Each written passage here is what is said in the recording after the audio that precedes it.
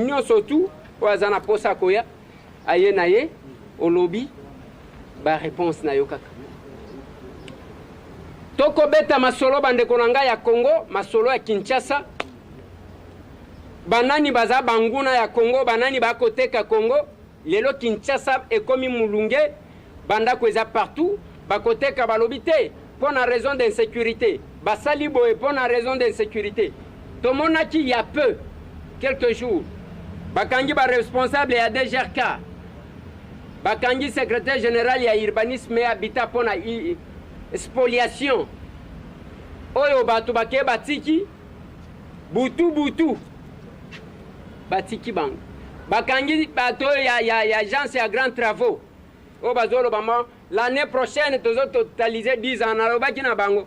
Boye bisabiso boyibi combien? Lelo to ana dossier mususu. Ubunga maka parce que za dossier makasi révélation. Mbote mwana mbokarma. Mbote ndebeleze. Tokutani lisusu. Wewe tokutani lisusu. Santé malamu. Non, santé za malamu te. Santé za malamu te parce que oyo eza koleka lelo tozoyeba lisusu te tozokende wapi. Alors. Tomoni ozongi mbangu na plateau ya tokomi wapi. Eloko nini ememio na plateau ya tokomi wapi? Mwana mboka, mwana kolo lopangu na yawa vraiment ezali mawanene. Toza koyeba lisusu te tozokende wapi. Na yawa lisusu pona dossier ya Onatra. Tozalaki na yo lobi. To surtout ki na Onatra mukanda moko eye balobi no gare centrale. Gare ya Onatra. Deux ministres ba signé mukanda, bakomeli premier ministre, balobi gare efo elonga wana. Oh, batonga botel, ba restaurant. Zelenan. Gare centrale. Ouais. Gare centrale ou Gare centrale ka ya biso moko ya boulevard. Gare centrale ya boulevard. Oya Gombe. Oya Gombe ya Onatra. Balingi ba délocaliser yango balongola yango place wana. Ba désaffecté yango selo mukanda na bango. Balobino ba pesa film moko ya Africa World. Soki ba pesa Africa Mall atonga ba étage, ba hôtel, ba chambre, ba restaurant, ba tia marché ya Gambela. Oh, marché ya Zando ekoma kuna toyebite. Alors que Kitia César munene. Pourquoi Zela. Batonga ba hôtel na marché na gare centrale. Oui. Balobi bazui Africa Mall. Atonga oyo babenga yango marché commercial. Oui, mall yango wana. Oui, na kati kuna. Ba hôtel nini parce que peut-être bon ministre à cause de la chambre azoaka peut-être mu pepe ya fleuve to éviter non toujours que de wapi et puis na lingi na talisa opinion bandeko baza kolanda biso ba ministre oyo ba signé eloko oyo bazali banani azali ministre des infrastructures travaux publics et reconstruction na madame la ministre du portefeuille. Va signer, va comme le premier ministre. Transmission de la note sur les projets de réaménagement de la site gare centrale en partenariat avec Africa Mall. Et l'ingi kolobani ninde. Bandeko baza kolanda biso, bolanda biso na bokebi. Mukanda oyo et respecter procédure te. Nasi na expliqué plusieurs fois dans l'émission. Tango nini l'État congolais a coqué ko désaffecté bien entreprise. Il y a liboso oyebina Onatra et la société et l'État. Il y a des mandataires nommés par le pouvoir actuel, c'est-à-dire nommés par les chefs de l'État. Il faut d'abord na interne Onatra na direction générale. Des directions générales ensemble na ba partenaires sociaux parce que ko toucher l'intérêt à travailleurs. Basololi déjà sali proposition et que na conseil d'administration. Conseil d'administration est koti. Dans le conseil est koti et s'il paraît PV, il faut procès verbal et à conseil. Nde procès verbal wana to bandimi to baboy mais na uti koyebisa yo que DG il faut consulter d'abord ba partenaires sociaux. C'est-à-dire quoi? parti travailleur parce que lelo gare wana ndenge bango batie kaye kende na niveau ya société oyo na kati kuna makambo bakomi ye privé akozwa 70% ya recette l'état congolais balobi le gouvernement bakozwa 30 on a travaillé c'est une tangu tolobaka que l'era kala tangu ba comité de gestion ezalaka représentant ba travailler azaki ko lisu ya munene ya basali ezalaki na niveau ya onatra et l'équipe même pas la direction générale zelana no oui na lingi avant que tokoba parce que dossier oyo ekosala nzoto mali pour d'abord namoni mwana mboka Thomas Luaka oyo azalaki secrétaire général ya MLC c'est-à-dire ministre oyo auti na opposition pour que bokoka ko comprendre pona nini même ceux qui manifestation ezali ya ba congolais ba revendiquer okomona kaka batu wana babandi kosala ba déclaration bazo telemela parce que bango baza bien lettre zaboyi président ko patienter na tanga intégralité nango parce que ba intellectuel ba kolanda ermoko ba koyoka du moins Thomas Luaka na Wivin Mumba Matipa baya ko contredire. Ministère des infrastructures, travaux publics et reconstruction, le ministre Babandi République démocratique du Congo. Ministère du portefeuille, le ministre Kinshasa le 15 décembre 2017. Référence ya Thomas Luaka. CAB Barmin ITPR bar TLL bar 1663 bar 2017. OEP Mumba numéro référence numéro 2761 bar mine mine PF bar PB bar CM C SP bar Wivin Mumba Matipa, donc WMM 2017. Awa, bar Thomas Luaka, nde oyo, babrégé, bakombo na bango. Transmis copie pour information à 2 points. Son Excellence, Monsieur le Président de la République, chef de l'État, avec l'expression de mes hommages les plus déférents. C'est au palais de la Nation à Kinshasa Gombe. Monsieur le secrétaire général du gouvernement à Kinshasa Gombe, à son Excellence, Monsieur le Premier ministre, chef du gouvernement, avec l'assurance de ma très haute considération, c'est au hôtel du gouvernement à Kinshasa Gombe. Concerne transmission de la note sur le projet de réaménagement du site de la gare centrale en partenariat avec Africa Mall. Excellence, Monsieur le Premier ministre, nous avons l'honneur de porter à votre connaissance que dans le cadre de recherche et de ressources pour développer des infrastructures dans la ville de Kinshasa, la Société commerciale de transport et de port, STPCSA, nous avait transmis pour disposition l'offre spontanée adressée par la société Africa Mall SA pour réaménager et moderniser la gare centrale de Kinshasa. Bandekonanga bolandaka parce que awa makambu ya urbanisme ya habitat ekoya makambu ya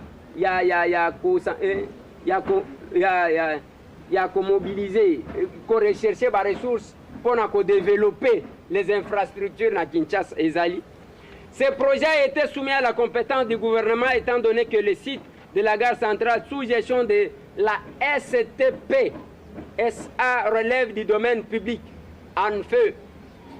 Pour réaliser ce projet en partenariat avec des privés, il devra être procédé à la désaffectation de ce site du domaine public. Boyo kabande konangai, nalobaki na bino ti stade kokende, ti stade de martyrs kokende. C'est dans ce cadre que nous vous soumettons la note en annexe pour que le gouvernement autorise non seulement la désaffectation de ce site du domaine public, mais aussi la conclusion d'un accord cadre avec cette société spécialisée dans le domaine des infrastructures multidisciplinaires citées ci-dessous en vue de réaliser ces projets. Ces projets visent à développer en partenariat avec des privés sur les sites de la gare centrale, une zone commerciale comprenant des hôtels, appartements, bureaux, centre commercial et immeuble emblématique en gardant le caractère historique du site et la mission de la SCTPSA en tant qu'exploitant ferroviaire. Compte tenu de ce qui précède, nous vous prions d'autoriser l'examen de ce dossier en urgence. En urgence par les commissions ministérielles du gouvernement, notamment les COFIR, avant la saisie du Conseil des ministres. Nous vous prions d'agréer, Excellence, Monsieur le Premier ministre, l'expression renouvelée de notre très haute considération. Ah, quand même, comme une autre, mais l'icolo est là qui demeure. Donc, il n'y a pas de crime parfait. Bon, yango mukanda totangi ao. Nakoya kokota na makamu. Sala kasi commentaire. Balobi ba saisi ça bino. Alobi que bino nde bo saisi ça gouvernement. Bino STP. Hey, ezali lokuta nakopesa ndakisa. Pour battre désaffecter bien public. Zela natangi komba ba to ba signer. Ba to ba signer Thomas Luaka Losenzola a signé. Wivine Mumba Matipa. Thomas Luaka Losenzola, ancien secrétaire général à MLC, ancien président de l'Assemblée nationale, ancien opposant. Et Wivine Mumba Matipa, majorité présidentielle. Papa Lobama Kambo. Bon, c'est-à-dire quoi? Nanengi Bandekouaza Kolandanga, il y a procédure, il y a désaffectation, il y a bien public. Namibé Konabiso. Pour désaffecter bien public, par exemple, les gares centrales, ici, il y a un hôtel, parce que l'hôtel est un appartement. Alors, il faut d'abord. Un immeuble emblématique. Donc, comme emblématique. Il faut, le niveau interne, direction générale, à consulter les partenaires sociaux, parce que quoi? Ils ont touché directement l'intérêt à travailler. Oh, les gens ont 10 mois d'impayement. Jamais le ministre n'a intervenir. Deuxième chose, il est déjà pour soumettre à le conseil d'administration. Le conseil est adopté, le conseil est adopté et qu'il a titel pour votre formation. Tricherie n'a pas. Vous voyez que le domaine est battré. Ils ont relevé la compétence du ministre des Transports. Donc, violer même le vice-premier ministre José Makila. Il même pas en application. Il n'est même pas oui. Plus grave encore, pour moi, la régularité est dans la lettre avec beaucoup de précipitations. Écarter le vice-premier ministre José Makila parce qu'il y a à côté le Mélango. Mais il y a Bango. Il y a mis balé. Comment Boza Koboto la gare centrale, Bolobi Bopes Afrique est mort pour Atunga, Botel, Babylon, on a Bango. On a trahi Mokoza, copiété. Pourtant, la carte oui. Et puis, on a très allé sous-téter la madame et la ministre du portefeuille. Comment la ministre du portefeuille, alors que la société a yemutazali kotalango na liste, applié koutouté, et zanetio papa. Olobimbo, bilamba. Bangomi balende ba comité. Ministère ya portefeuille nani. On a très foyer quand même. On a très évité. C'est-à-dire, amplier vice-premier ministre José Makila parce que Kobanga na bango ezali ke a kondima projet wana te. Parce que quoi? Lelo domaine ezali domaine technique, c'est-à-dire ils ont relevé la compétence, il y a ministre titre technique. On a travaillé moko pour citer on a travaillé la carte qu'on a travaillé à soumettre qui bango mais boni bosali lettre bo transmettre la premier ministre pour bozo accord à premier ministre société yemoko ayebi kututé que muganda boko eke pas premier ministre ezali tricherie. Pourquoi? Parce que ba biaiser procédure ce qui conseil direction générale tini la conseil va adopter et qu'il n'a pas titel transport d'abord concerné il y a le bosso parce qu'ils allaient pour relever le domaine il y a batterie.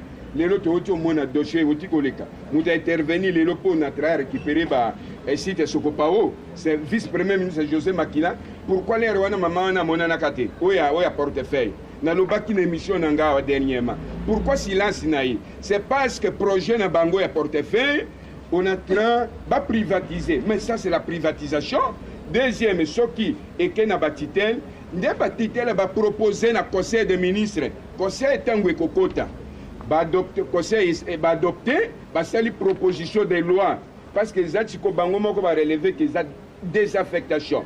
Et que le Parlement, Parlement va adopter et que le Sénat le président de la République a kozwa par voie d'ordonnance pour désaffecter bien nini site wana ya gare centrale parce que kobo sa gare wana ba congolais mingi ba kufa ndo mona ba dessiner mémoire wana même à titre de respect il faut qu'on respecte mémoire abatoa bandeko ba kufa polelo bango ya ko proposer ba tonga hotel ba chambre afungoli fenêtre mu pepe kota na fleuve mais ça c'est grave.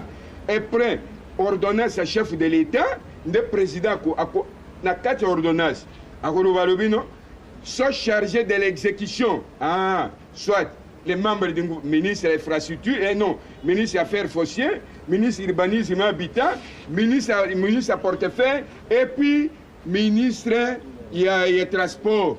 Mais, pour moi, est-ce que va évaluer? Parce qu'il faut qu'il y ait un marché public, RMP, Autorité de régulation des marchés publics, ça l'expertise, il y a une valeur. Parce que l'État congolais a désaffecté en Go, il y a une valeur nette. Et coûter combien? Violation à violation. Voilà ba commis. Et puis plus grave, ba commis dans notre technique na bango adressé au Premier ministre, notre explicatif. Ba lobby na Premier ministre privé ou en Afrique Mall. À cause de 70% ya recette. Zela natanga papa, zela natanga place wana parce que na monaki angopé. Engagement, wana tozana point 4. Engagement commun. Le parti s'engage à constituer une société chargée de la réalisation, de l'exploitation et de la gestion du projet, dont la répartition du capital social et de la société de gestion du projet est proposée comme suite. Premier tiré, la République démocratique du Congo, 30%. Africa Mall, 70%. Les engagements des partis et la gouvernance de la société à constituer seront fixés dans un pacte d'actionnaires à conclure entre le parti. Ah voilà, voilà ndeko pomona précipitation et tricherie à ba ministre nana lingaka signer contrat na société Africa Mall.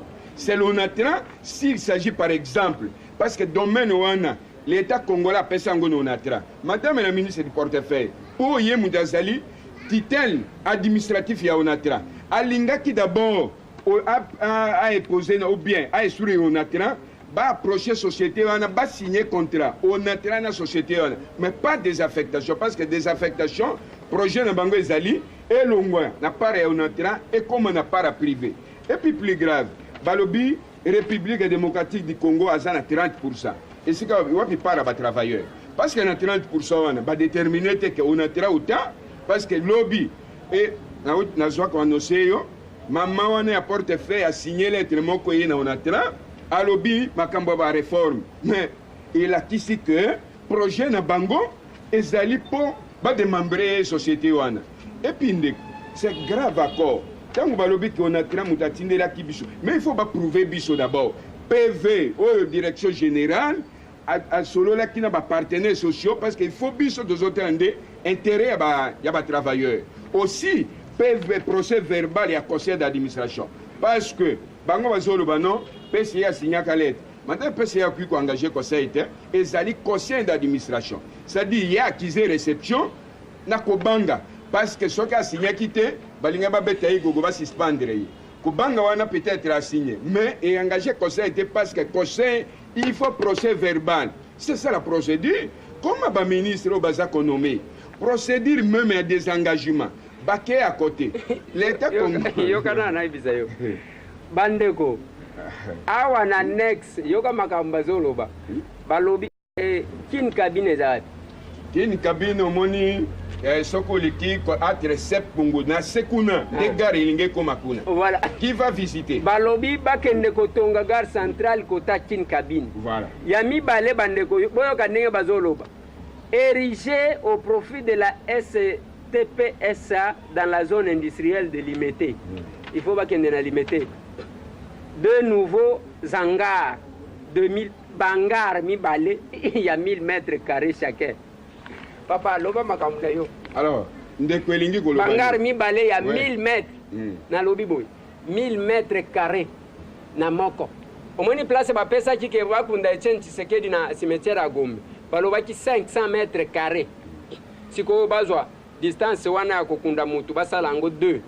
Comme ça nde batongeli et on attra bangare mibale kuna na limité gare balongoli yango wana ekei côté ya kin cabine loba papa. Alors oyo babenga yango ndeko la mauvaise direction ya qu'orienter par exemple les requêtes oyo le premier ministre aza compétent te mpona konini kotracher awa non parce que procédure elobi boye il faut eleka na direction générale eke na conseil d'administration eke na batitele d'ailleurs transport portefeuille basoumettre yango na conseil des ministres eke parlement sénat et puis président ye kopromulguer comment bango bakokomela premier ministre mpona avier accord. Ça ne se fait pas, le premier ministre était compétent, il ne peut pas sans vraiment travailler baza sensibiliser dans notre état directeur général nommé par le chef de l'état oui que moi na mobali wana ba bloqué lelo ba travailler 10 mois de paiement ndeko attaque banque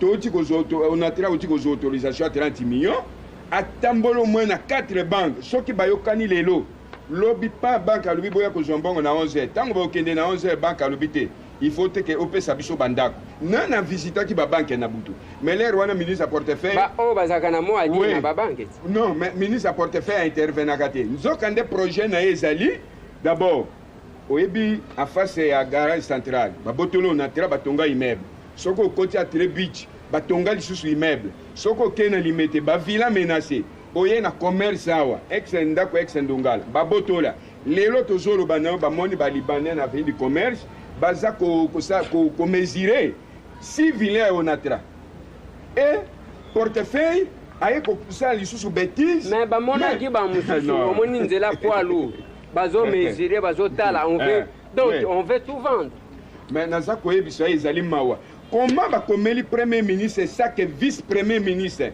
les concernés d'abord azati et onatra ayebi kutu te ke ba komeli premier ministre pourtant na kati kuna batango si les plans du droit eza torse parce que madame la ministre il faut prouver biso d'abord PV à direction générale réunion avec les partenaires sociaux transformation des entreprises publiques à société commerciale et ça ko pesa nulle part droit na ministre à portefeuille a désaffecté bien de l'état zelana natuna yo parce que bazami bali oui relation nini sur parce que Thomas Louaka sala droit bien que aboya yango akoma historien akoma kamba ibwachi akoma prof Ndaiwel akoma nani prof Chisungu ba Robert Ngambi ba historien bon relation nini za entre STP na ministère ya infrastructure relation exacte c'est pour na collection tricherie oyebi projet aboye elinga keza na conformité ya liboso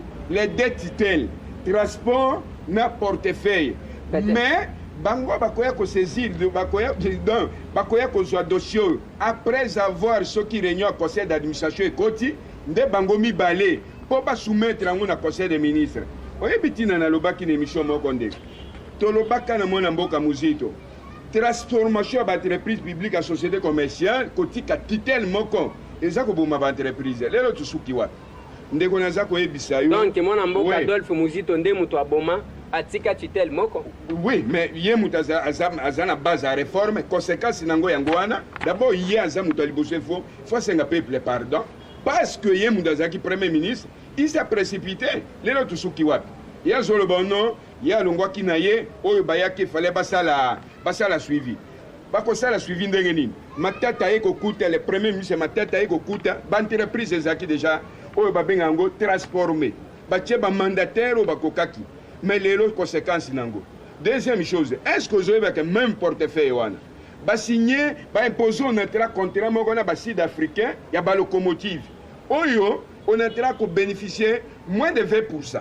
C'est-à-dire tout ezokende na privé mais yebisanga mais ça c'est grave même portefeuille on en 2016 a imposé on entra 10 millions de dollars ba pesa na ese yo somona on entra muta pesa SNCC 10 millions de dollars SNCC société de l'état on entra société de l'état na imposition à portefeuille on entra bimisa 10 millions de dollars ba pesa ngo na Congo Airways para sikoyo oyo ba bengango nini para ya onatra ezawapi parce que para actionnariat paye faisal lelo va travailler bazana 10 mois d'impayement de salaire implication ministre à portefeuille auprès même ba banque parce que DG lelo aza bloqué pourquoi Parce que, tant que ils ont les messieurs ont nommé, pas pêcher au pouvoir, mais aux le pouvoir était à Kozouambongo. Portefeuille a bloqué, portefeuille suivi les athées, baza quoi aider.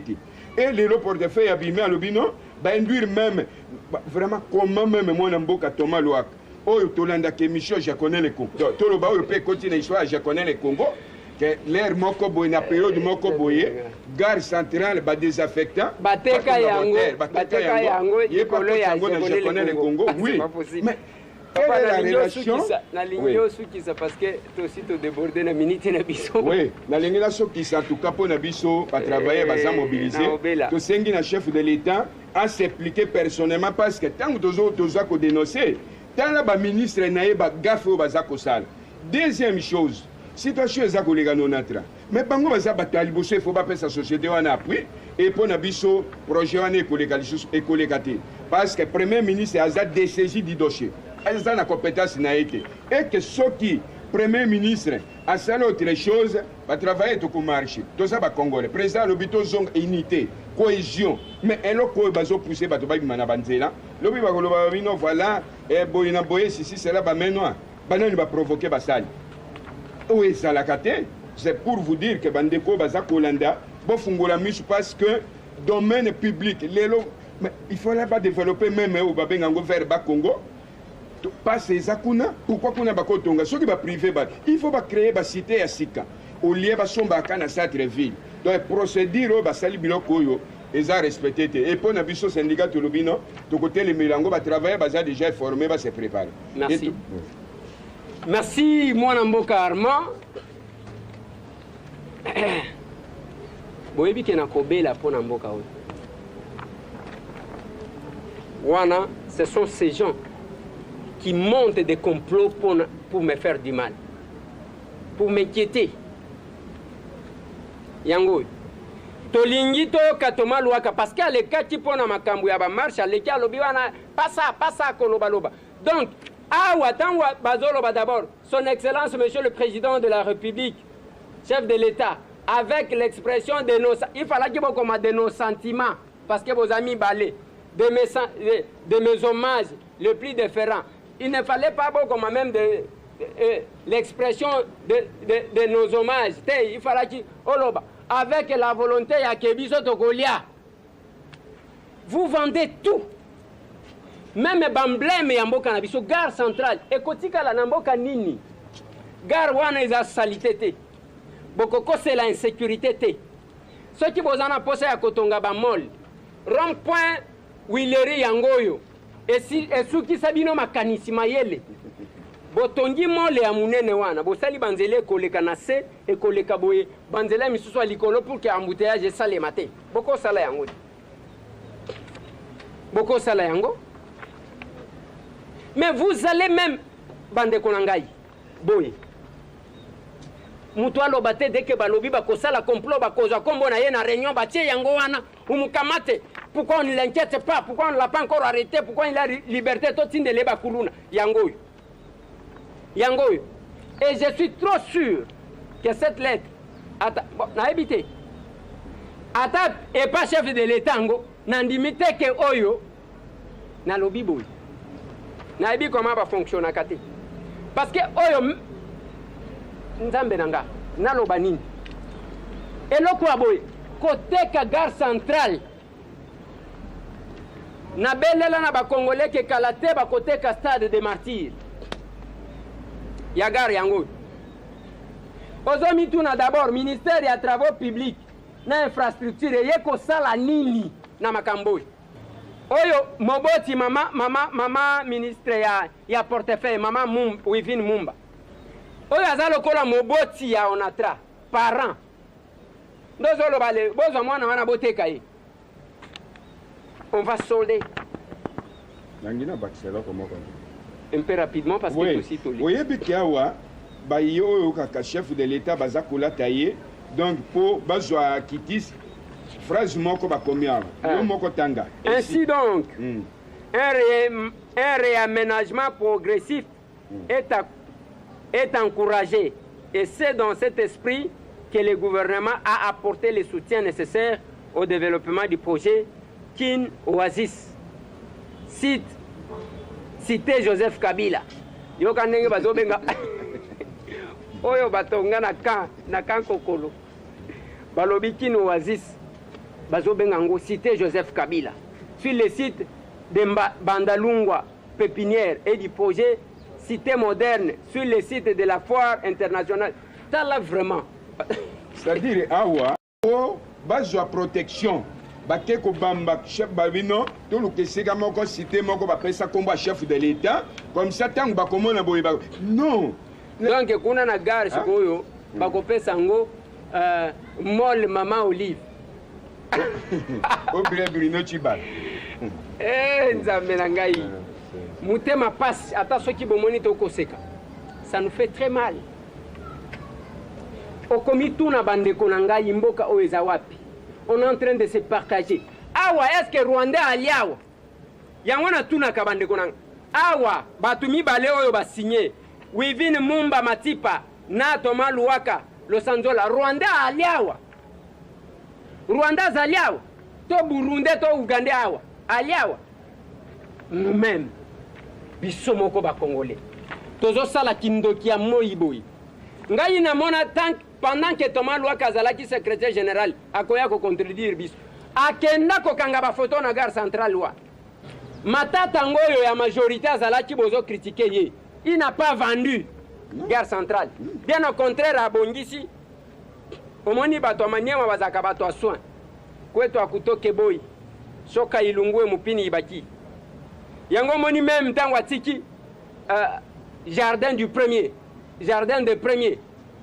propriété ya modèle 1 ya matata bolo bateke nazo salele nini nakuta na matata te d'ailleurs akenda kotonga université kunanga na telemela ye na lobi fala ki otongela biso aéroport ya bien matika propre jardin de premier vie badi tango akomi kuna toyoki ke bake koteka na ba tableau matata tikaki oyoka ba mbata général Kasongoyo abeta le premier ministre oyo abeta ma ba mbata mukolo akobima ezaka Sami Badibanga likolo Jeep un homme d'affaires de son état mutu ambongo Sami Badibanga mtu anzalata mais quand même babete ba mbata likolo Jeep Yechi basa zakuna bas split oyo matata tika ezotanga